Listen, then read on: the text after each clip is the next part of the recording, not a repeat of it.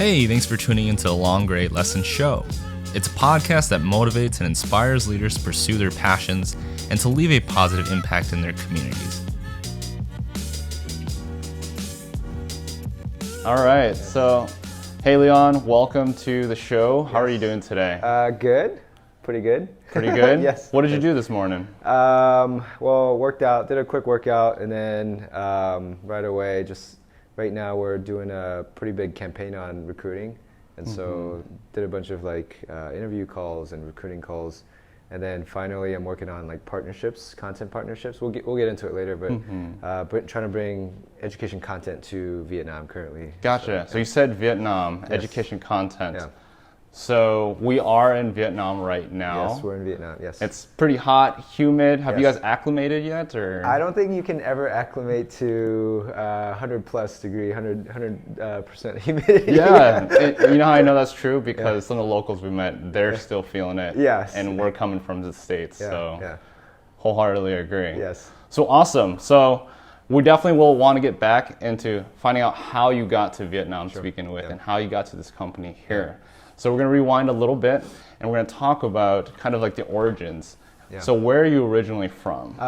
Born and raised in California in the Los Angeles area. Okay, in LA. And did you have any siblings at all? Or? I have a younger brother. Brother. And then obviously my parents, and it was just us four total, and grew up in LA. When did where are you originally from, your parents? From Korea. So my parents have a pretty crazy story. Well, my dad does. So he left Korea when he was in late elementary school. Okay. And his family immigrated to Brazil. Wow. And in Brazil, so he basically spent his teenage years in Brazil. So he's fluent in Portuguese and Spanish and English and Korean. And so when he hit 18, he told his parents he wanted to because they were always looking to get to the States because it was a land of opportunity, right? Especially after the Korean War, and at the time Korea was not in the best shape. And so they wanted the opportunity, and so when he was 18, by himself, flew to LA with a one-way ticket, and did not look back since. Did not know anybody. Wow. So got into the airport, didn't know where to go. By the way, at that point he didn't speak that much English. It was just Portuguese and Spanish. Wow. And then so found the Korean couple and made friends with them, so kind of took him in, and he spent the first month with that couple, and then and sort of got his feet wet, and that's how he started. Did he go to school here too, or? He did not go to school, so because basically he did high school in Brazil, and then after that he didn't really have the opportunity to go to college, and so I think that was one of his things for his kids is basically go to college, right, and to do everything that they can to help us get there. And that's so, amazing. Yeah. So did he go by himself to Brazil? No, with his family. With his family, yeah. okay. So he was in late elementary school, and then they lived in Brazil for at least 5+ years. Gotcha. And then when he turned 18, he went to LA, and then started sort of laying, the site for his family to come over to LA as well. So by the time I was born, all of my extended family members are in LA currently. Yeah. They're still there now. Yeah. Okay, so that's how you ended up in LA. Did he meet your mom in LA as well? Yes, he met my mom. That's another crazy story too. So that couple, they're Protestant. They go to church, and so he kind of went to church with them. And it so happened to be it was my mom's church in LA. That church is still there. But my mom, on my mom's side, their family immigrated to the States when she was 15, 16, so high school. So she went to high school in right where I grew up, and she had a very similar story. She, doesn't know English. She's already a teenager and just trying to survive. And so she ended up going to college in Pacific University, and then went to pharmacy school there as well. Oh, so your mom's a pharmacist? Yes. Yeah. Wow. So crazy. I have so much admiration for my parents, and ultimately at a young age I realized that my parents do everything for me and my brother, and I realized I don't want to let that go to waste. All their efforts was poured into me and my brother. And Wow. So, yeah. So at what age, like, did you have that gratitude and, you're like, you know what, this is something, I respect everything my parents have done at this point. Yeah. This is what I want to achieve. This is what I want to do to I didn't really know what I wanted to do, to be honest. Yeah. Other than that, I just wanted to keep pushing as much as possible. Pushing in the sense like trying to, whatever opportunity comes up, I want to do my best and go for it. And I guess part of that led me to West Point. Growing up in LA, I saw, like we can, go to college, get a degree, and get a job. But for me, I wasn't sure what I wanted to do per se. But other than that, I wanted to have impact and to make my parents proud.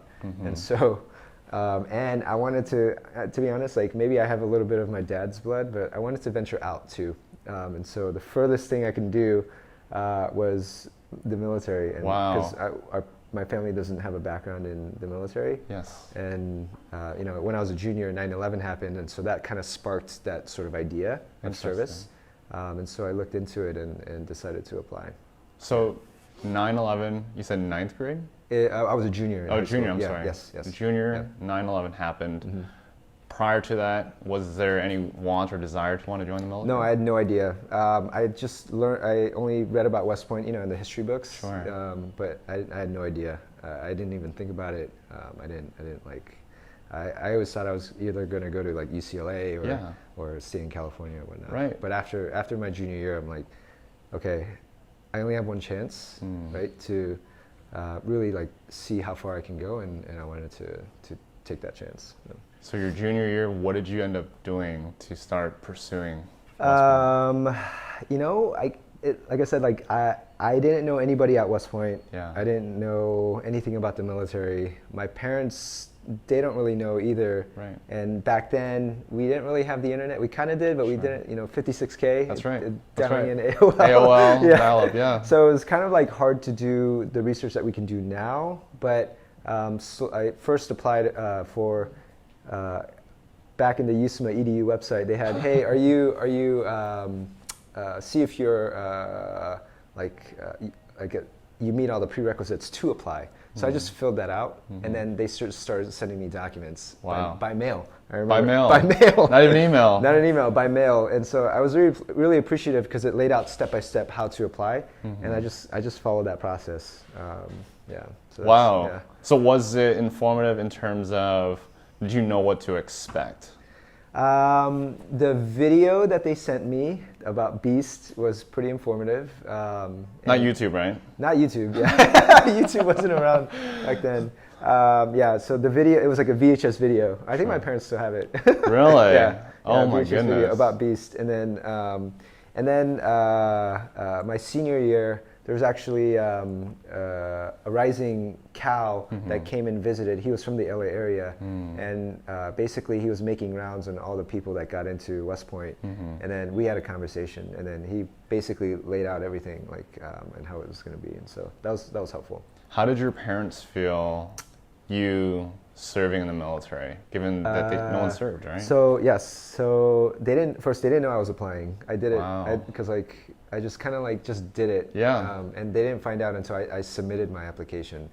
And then I think my mom was a bit worried. She's always she just wants to make sure that we're set up so that we can we're not going to war and stuff like that.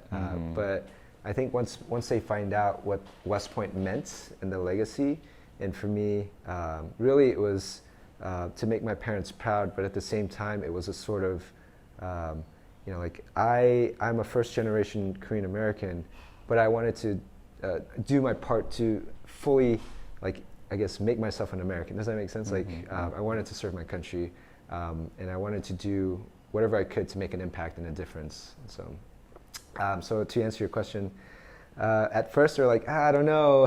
Yeah. But then I think they realized that I really wanted to do this, and they fully supported me. Yeah. Was anyone else in the area also applying as well?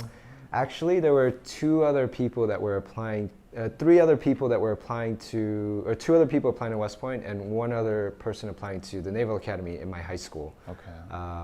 And that other classmate of mine, she went to the Naval Academy. She got in. Gotcha. And yeah. So. Any other Korean Americans? From my high school, no, not from my high school. Yeah, but LA, there's a lot of Korean Americans that do come out from the surrounding areas, and so. Yeah.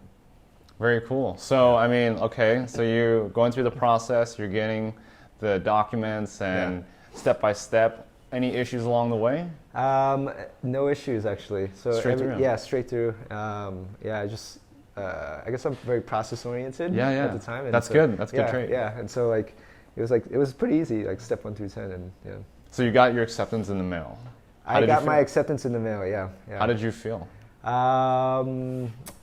Man, I remember that it was a Sunday. I was driving back home, and my dad called me. He's like, hey, because my parents, I was hanging out with some friends, and I was on my way back home. The mail was sitting there since Friday, but we don't, the way that we go in through the garage, and so we don't really check the front door all the time. My dad called me. He's like, hey, you got a package. I'm like, oh, okay, yeah, like, and then they kind of laid it on the stairway as I came in the front door, and then I kind of had that feeling. It was just like, this is it. Like, it's like, that moment where, like, it's like a flash of your life trajectory is going to change, right? And it was just like this. I remember jumping up and down, and yeah, I just knew, like, this is it. Like, this is my path. Right? Yeah. That's incredible. What a crazy testimony. I mean, at that point, did you have any, like, other applications that you applied for? Yeah, or? so I mainly applied to the UCs. UCLA, UC San Diego, that sort. So like I was kind of, I did the early decision for West Point, and then UCs I found out like a month or two later. And then, but after at that point I was like, committed. Yeah. You're in at that point. Yeah. So then, fast forward that summer, you're heading to Beast. Beast. Any moments of, like, regret, like, what did I get myself into, or were you ready?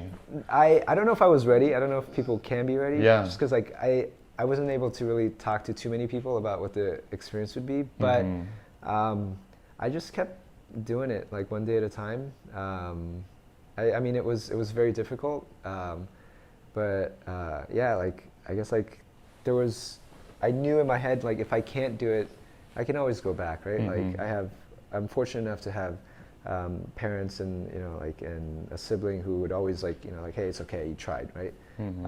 But yeah, I just tried one day at a time. But plebe year was really hard for me.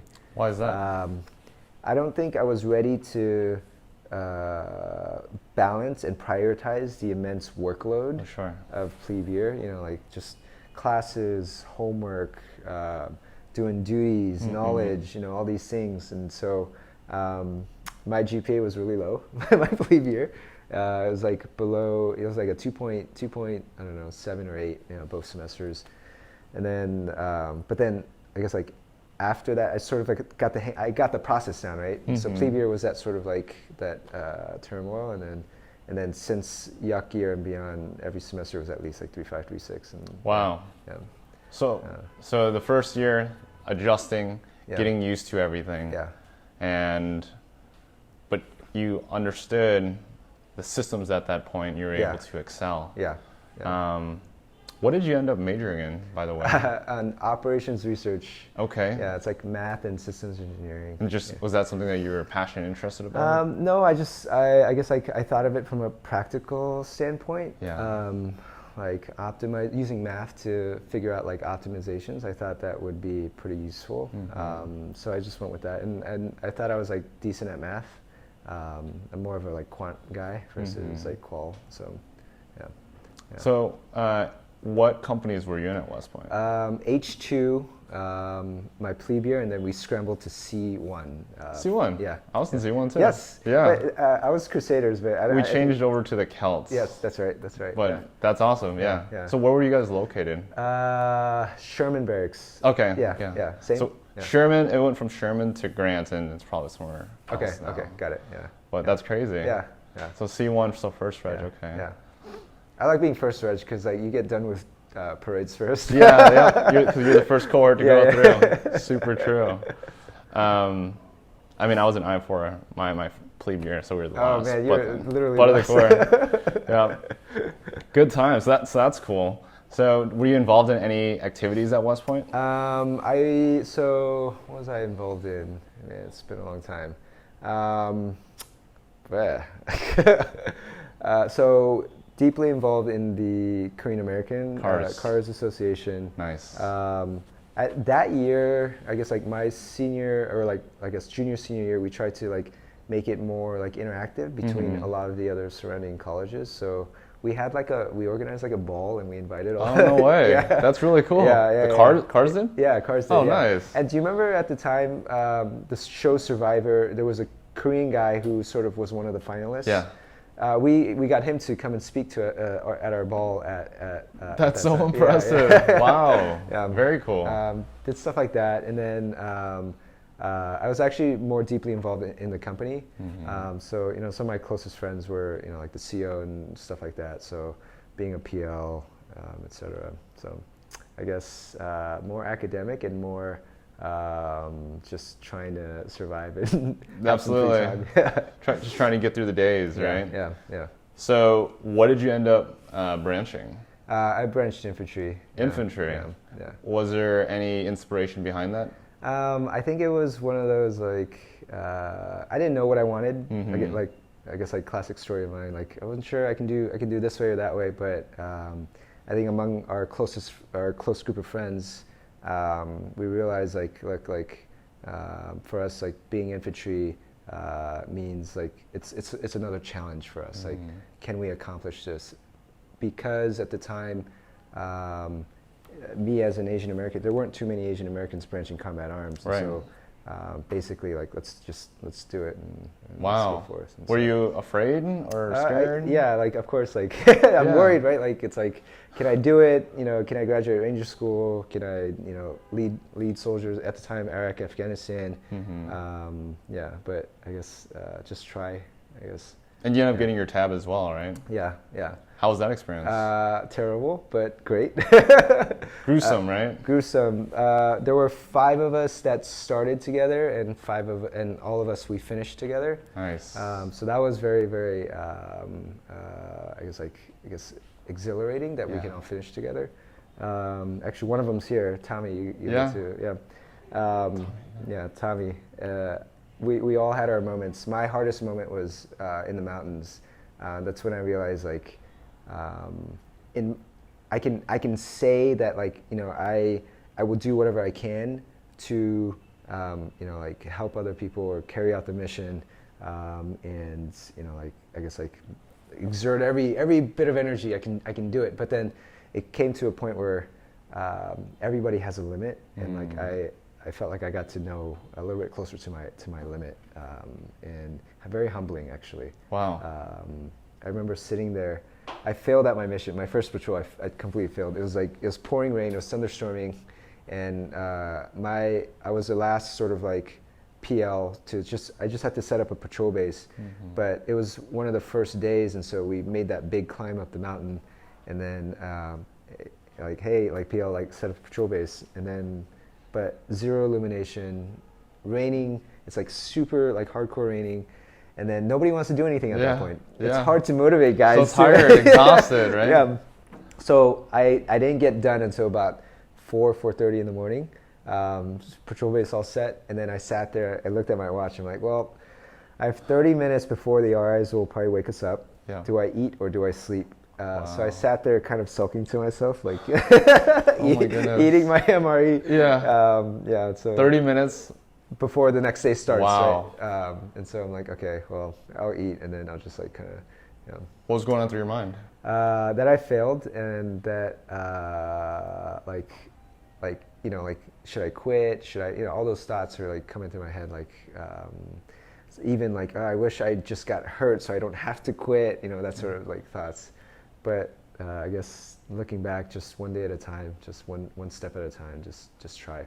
So at that point, how did you overcome that adversity, that mental block? Luckily I had one of my close friends in the same platoon, and it's sort of like just being able to see him gave me that sort of like energy. Funny enough, he's actually also the same. So we met, that friend of mine, his name is Earl. We met right before, he's also from California, right before we went to West Point. Gotcha. And during our Beast summer, I was in 3rd platoon and he was in 4th platoon. And so the way we marched to the mess hall, you do the counter column. And so the way it lined up, every single time we marched, we would make eye contact. We would see each other, like literally, we would see each other. And then it's kind of like we knew, like, hey, we got this. And so that sort of same, we graduated Ranger School together, and we ended up going into the same plebe year company and the same academic. So he was also in C1, and then Ranger School, and then so like. That's not by chance. Not faith or something, just helping. Yeah. So little glimmers, little moments where it really just gives you that optimism and that strength. Yeah. Seeing your friend go through that. Yeah. You can do it too. Yeah. So we have that same. We're going to the same thing, and so like we can do it, and so like that sort of like knowing that your friends are there, right there with you, is pretty encouraging. Do you feel your time at Ranger School or even at West Point has kind of helped build that resilience today? Yes, definitely. I think in terms of just like work ethic and the discipline and just knowing what it takes to get something done has, especially after West Point, after Ranger School, has sort of like changed my way of thinking and way of doing things, and most definitely. When you finished school, did your parents see the change and transformation? I don't know. I never asked them that. But I think my mom definitely cried at Ranger School. But I think, yes, I remember like sometime after, during my time in the Army, they realized like, I'm not their baby boy. As all parents think that they are. But I think they realize like I've become a capable person that they can be, that they're obviously very proud of, and which is what gets me going to make them proud. So I guess your time in the military, and maybe we can go into depth more about this, but do you feel like you met your initiative, your mission to begin with when you were a junior? When I was a junior at West Point, met my mission. In terms of, do you feel like you accomplished what you set out to do, which is something different? Yes. And serve your country. Yeah. I would say yes. It was the start of me going on the path where I wanted to be different and I wanted to sort of make an impact. I'd say that was the start. From that and from my time in the Army is when I would say really began to sort of be able to carry out that impact. I mean, Army aside too, like I volunteered a lot in terms of education. So I taught in China for about a month. We get 60 days of leave after graduation. I went to China for a month and taught English. Wow, on your own personal leave? On my own personal leave, yeah. And then, so went to China, and then started Bullock, and then when I was in Korea, so I guess like went through in Georgia, Benning, IOBC Ranger School, and then my first duty station was Germany, and then went to Korea, and then in Korea I was in the DMZ, the Joint Security Area. I was a company commander there, and then I was there for 18 months, and so that's a long time. It's a very long time. DMZ, yeah, and then so there's a village. 262 villagers lived there, and so we set up an English program to teach English with the soldiers every once a week or once a month. Wow. Yeah. And you said that? Yeah. Yes. And so I guess that the education, the importance of education was instilled in you because your parents. Yeah. And I mean, it still shows to this day that you have such a passion for wanting to give back in education and serving other folks. Yeah.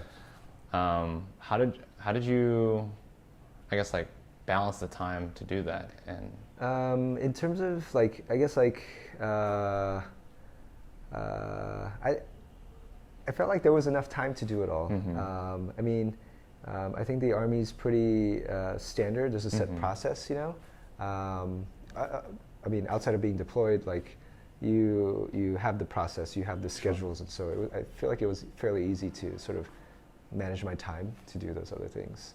Did you know you wanted to get into the education space after leaving the military? Yes, it wasn't. I never thought about being in the education space probably until coming to Vietnam, or like this Vietnam opportunity came up. Wow. I never thought about doing it full time. Gotcha. It was always just volunteering. Even in Chicago, so after my time in the Army, I went to Kellogg at Northwestern, got my MBA. I was tutoring kids on Southside Chicago, like every month or so. Yeah. Wow. Yeah. So you continued doing that while still doing MBA. Yeah. After leaving the military. Yeah. And then after getting your MBA, so what was the goal there after the military? Go get MBA, and then what did you end up wanting to do? Again, I wanted to feel it out. Yeah. Wow. I didn't know. It's an exploration. Like, yeah, it's I didn't entire know. journey. Yeah. I guess I've been blessed in terms of, I guess looking back, there was a path to everything, and I went to get my MBA because I wasn't sure what I wanted to do. All I knew at that point was West Point in the Army. So 10 years of my life was kind of like that's all. And I never thought about, to be honest, like I never thought about going into like business school. Yeah. I didn't think I was like a good business person. I'm just very like, you know, like, I don't know, like you tell me what to do, I'll do it, or I'll strategize, I'll do it. You know, I didn't know like business to me, I didn't understand what business meant. Yeah. And so, but I started learning about it through actually, again, that same Cal that came and visited me. I kept in contact with him. Wow. And in Germany, he was also stationed in Germany. Sure. And then he was going through the B school process at that time. Gotcha. And so he was telling us like what it was and how it was. And so he actually ended up going to Harvard Business School. Nice. And he's in New York City now. And yeah, so he kind of like put the idea in me. And so the next couple of years I thought about it. And so when I was in Korea, I started studying for the GMAT, and then just kind of went. And then, yeah, so business school was for me to figure out like all the different industries and all the different functions that I may be interested in. And consulting was a natural choice for a lot of vets. I went to consulting, strategy consulting for technology companies. Gotcha. That's what I'm interested in, that technology space, because so many things are happening in tech in general. And then did that. And yeah, I thought it was a good decision because it gave me the skill sets and the knowledge and the know-how to approach things. So interesting. So I guess before we move into after B school, yeah, what would you say to students who don't know what they want in terms of what they want to do? I would say just keep talking to people. Other USMA grads, other veterans are your probably natural choices. And so just meet and talk to people as much as possible. Because if you end up talking to them and just get them to share their perspectives, then you start to understand like what it's going to be like in that field or in that industry. And then it can kind of spark ideas. I mean, I feel like that's the best way. And read, honestly, read as much as possible. I didn't know how to read and how to like look at certain articles and like the Wall Street Journal, the New York Times, take in certain information, but just reading as much as possible helps you to stay current. Absolutely. Yeah. So doing your due diligence, exposure, yes, networking, how crucial is that? Very crucial. I'm a terrible networker, FYI. Not at all. You seem very well connected. I don't know. Like I would say networking, from I guess the way that I approach it is, I don't like to just like network just to network, but I'd rather just be more deliberate and be a little bit more genuine with my time and their time. Yeah, so I guess like I'm actually introverted, and it takes a lot of energy for me to reach out to people, but you have to force yourself. Absolutely. That's very encouraging. Yeah. Because myself included, and sometimes I'm like, do I know what I want to do? Yeah. There's so many things out there. Yeah. And I guess it gets more refined as the more people you talk to, you can align, and they share their experiences. So for sure. So from B school, where did you end up going from there? Went to Booz and Company, but we got acquired by PwC, so the name transitioned to Strategy and. Gotcha. And I was the home office was San Francisco, and aligned with TMT. TMT stands for Technology, Media, and Telecommunications. So doing strategy consulting for companies within that space. It wasn't just in San Francisco. I was flying in like North Carolina, Durham, North Carolina, or New York, or whatever. So did that for about 2.5 years. Did you enjoy it? Yes, it was eye-opening, and just I wanted to learn about like how corporate companies operate. Yes. That's really all I wanted to know, like how different companies operate and what the cultures can be, and the goods and the bads, and definitely helped me to learn the good and the bad of these companies and about consulting as well. And so met my goals. I got the skill sets, I got the exposure, and then it helped me to sort of like retransition to align on what I wanted to do. So yes, long story short, yes. Any overlap with any skill sets or experiences learned in the military, operations wise? I would say just being efficient and getting things done. It's long hours being in consulting, and oftentimes it's very like last minute sort of deliverables that you need to do, and having the discipline to I'll get it done by tomorrow morning, and getting it done, and being efficient with your time. I think that was the best.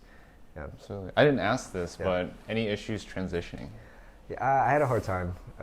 It was in B school, the transition was a bit rough because I guess threefold the way that I saw it. I was 5 years overseas, so I was coming back to the States. So you spent 5 years at CONUS? Yeah, I spent 5 years at CONUS. That's incredible. Yeah. it was lovely. I loved it. I'm sure. Germany and Korea. I loved it. And then so 5 years overseas, so coming back stateside, so reverse culture shock. Right. And then going into an area that I've never been at, so Chicago and suburbs of Chicago, Midwest, and then getting back into a school environment, learning about topics I didn't know. First time I saw literally a company accounting sheet, a balance sheet, cash flow statement was in Accounting 101 at Kellogg. Oh my goodness. I'm like, oh man. You didn't take this anything at West Point like this, right? No, it was just straight like math and systems engineering. Wow. Yeah. So that first year was kind of like me figuring things out too. And I was a little bit older than a lot of the classmates, and so so like I wasn't always like, hey, I don't need to go party on a Tuesday night, but you kind of had to, and so like managing your time in that front. Sure. Any tips that you can share with students or even veterans, I guess veterans that are actually getting out to pursue something like this that you learned? For B school, so I would be directly honest, like if you already know what you want to do, you do not need business school to get you there. That's what I would say. B school is a place where it helps you to transition to many different fields. That's why people go to business school. Like even for civilians, like somebody was in, I don't know, branding or marketing, but they want to get into banking, finance. So B school is a way to sort of like transition to that. But I would say for vets, if you already know what you want to do, you can go do it. Network in that area, right? If you want to get into banking already, why not just network and get yourself in the door like without business school? Or if you want to do a startup, you can definitely still do that without business school. But if you do go to business school, be deliberate with your time and energy, because again, there's a plethora of information and opportunities and chances to talk to different people. So be very deliberate with your time. That's what I would say. I gotta make a mental note because this is useful for me as well. Still serving here. I mean, it comes up time and time again, and the typical West Point trajectory is West Point, military, B school, Fortune 500, couple different companies, and then So it's interesting to see that there's a different perspective on that. I would say most people get 2, maybe 3 pivots in their lives, and Army's that one chapter. And so when you make that first pivot, where do you go? That's an important one. And then from there, if you don't like it, you have maybe another one, maybe. So use it wisely. Very interesting. Yeah.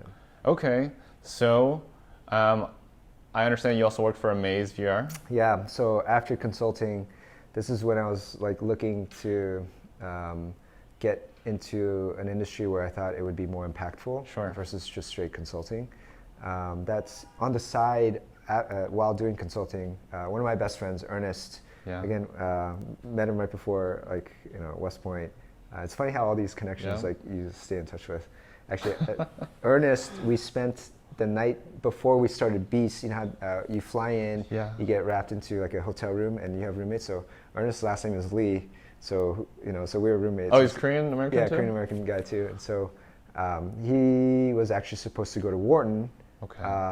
So he was in Germany with me too. Yeah. So Ernest and I were in Germany together, same unit. And he was supposed to go to Wharton, but he wanted a summer internship. So he found Amaze Virtual Reality. Amaze Virtual Reality was started by the former co-founder and CEO of KakaoTalk. KakaoTalk is Korea's messaging platform. And then he moved to San Francisco with his like hand-picked team, and they started a virtual reality company. Gotcha. And so they were a team of 10. And so while consulting, you know, they were in the Bay Area. So I would help like every now and then, you know, like I went to DC with them to like, that's how I know a lot about influencers and the social media space. And so, and how YouTube works. And so basically filming like social media influencers in virtual reality. So cool. Yeah, and so it was pretty cool. So I know all about the camera setups and like, the production aspect. So while doing that, just like, you know, just to help out, I just wanted to learn. And then, so when I was looking to transition, Ernest was like, "Hey, we're looking for another guy. Do you want to come in?" And then, yeah. So like I transitioned in, and I love the team. They are so talented. I guess like being able to be flexible and move if something doesn't, especially in a startup world, move fast, figure out what doesn't work and what works, and then, you know, be able to change quickly. Yeah. So worked with an awesome set of teams. Worked with cutting edge technology in terms of cameras and filming and getting content out in space. But then at the end of the day, I think I realized, like, by that point, I realized I'm not a content media production guy. While I can do it, it's not. I guess like I'm not that type of person. I can force it, but I was looking for something impact driven and very like execution operations type of roles. And that's when I guess like Vietnam sort of came knocking, and Danny, the CEO right now, also went to West Point. There's a trend here. There's a trend, yes. He actually called me when I was at Kellogg during the first time. When you're in B school. When I was in B school, he's like, "Hey, I'm in China." I'm like, "Oh, Danny, like, what's up?" He's like, "Hey, like, I'm looking for guys to come help build this thing in China." I'm like, but at the time, like, mentally I wasn't ready. I was going to B school, trying to figure out like what I wanted, and I still wanted to see the Fortune 500 space. You know? And then so Danny came calling. He's like, "Hey, like Vietnam, what do you think?" At the time I was like, I don't know if I can, because I just started at Amaze. Like literally I started at Amaze like September-ish, October-ish. And then he called me around October, November. A couple months afterwards. Yeah, I'm like, no, I can't. Danny, maybe at least I need to do a year here just to figure it out. But then like I guess we just kept in touch, and we just kept calling. And Tommy, our other best friend, so me, Ernest, and Tommy were really close. So Tommy was like, "Hey, I think I'm gonna go to Vietnam. Like, maybe you should seriously consider." Wow. And then at that point I was like, okay, like I'll hear it out. Let's consider it. Yeah. And so, and another thing is, my wife and I got married in September also. Wow. Yeah. And a lot of moving pieces. A lot of moving pieces, and then we found out she was pregnant. Another big. Yeah, another big. So like moment. It was just like, oh man. There's a lot of weight on you right now. Yeah, a lot of weight. And then so I first asked Janine, my wife, what she thought. She's like, oh, I don't know. Like, for her. She was getting her art therapy degree, master's, and she was in her second out of third year. So it would mean giving up that too. And so Wow. for both of us to move. And then when she was 6 months pregnant, we did a recon out to Vietnam. When she was pregnant, she Yeah, flew out here. yeah. When she was 6 months pregnant, Wow. I love that woman. She is my rock. Committed. And she's a very, very tough woman, and that's why I married her. Like she's everything. And then so 6 months pregnant, me coming into we first went to Korea for a couple of days, and then went to Vietnam and did the whole recon. After that trip, she actually made the decision. She was like, I think we should do it. I'm like, okay. All right. And then so that was it. Never looked back. Best decision we ever made. And yeah. Well, so what was the selling point, at least for her? So she's been a kindergarten teacher for 14 years. And for her, it would mean that for us, we would be working together, and she would be making her own kindergarten. She's responsible for the kindergarten program, the way that she's always wanted to do it. Gotcha. And so that was like the selling point, and also for our son as well. Yeah. Something that we can make, that we can be proud of, and at the same time, like it's something for our son as well. And so that was one of the main factors. That's amazing. Yeah. So when did you move out here to Vietnam? So my son was born June 27th. I came out here a month later, July 30th, 31st. And then they came out here August 30th, so wow. 2 months after. 2 months after. Yeah. That's incredible. Yeah. Son just born. Yeah. Moved the family over. Is it just your wife and your son? And also, thankfully, Janine's mom, my mother-in-law, she was able to come, and she's been living with us and helping out. And so I guess like juggling startup life, new country, newborn. And so so much resilience for Yeah. you to be able to move that far and make the move, as well as your family being very understanding and supportive. Yeah, so I was very, very thankful. I'd say most of the time that there's opportunities, but timing may not always be right, and so very thankful that the timing was. We made it work. Yeah. Happy. It's a happy story so far. Yeah, so, what do you do today? So I wear a few hats. One of my primary hats is I am the managing director responsible for our elementary program. Okay. Yeah, it's called STEAMology, so catering towards K through 5th grade students. It is an after-school program, but we use STEAM-based topics and activities and subjects to teach English. So trying to make it fun and interactive as much as possible. So that's been great. And then the second hat is I lead our HR and recruiting, and just a lot of the administrative things that happen that are required for an organization, like I handle. And then any of like the because I have a background in consulting and dealing with like different investors and different financial statements. I do a lot of me and Tommy, we do a lot of the investor relations, like decks and statements and financials and stuff like that. So, yeah. A lot. Yeah. Wow. 2 hats. And I'm just trying to think about all the experience that you've had with VR, consulting, in B school, and then OR. Yeah. That's Yeah. very eclectic. And in your military experience, very eclectic background. Yeah. And I wouldn't trade anything. I would do exactly the same. Wow. Yeah. So now, I guess, from the start until today, you're in education. Yeah. And education. Like just hearing your story, there's like pockets again, like it's always wanting to serve, always wanting to give back. Yeah. And the importance of education, and now it's come full circle. Yeah. And you want to pass that along to your son as well. Yeah. So class of 2040 maybe? Class of 2040. You know? You got the West Point connection, and that's really incredible. Yeah. So overall, up to today, like what has been like the biggest lesson learned? I would say there's a poem by Rudyard Kipling, If, and basically it talks about towards the end it talks about 60 seconds, there being 60 seconds in life, and if you can make 60 seconds worth of distance run, yours is the earth and you'll be a man, etc. And so for me, time is our most precious resource.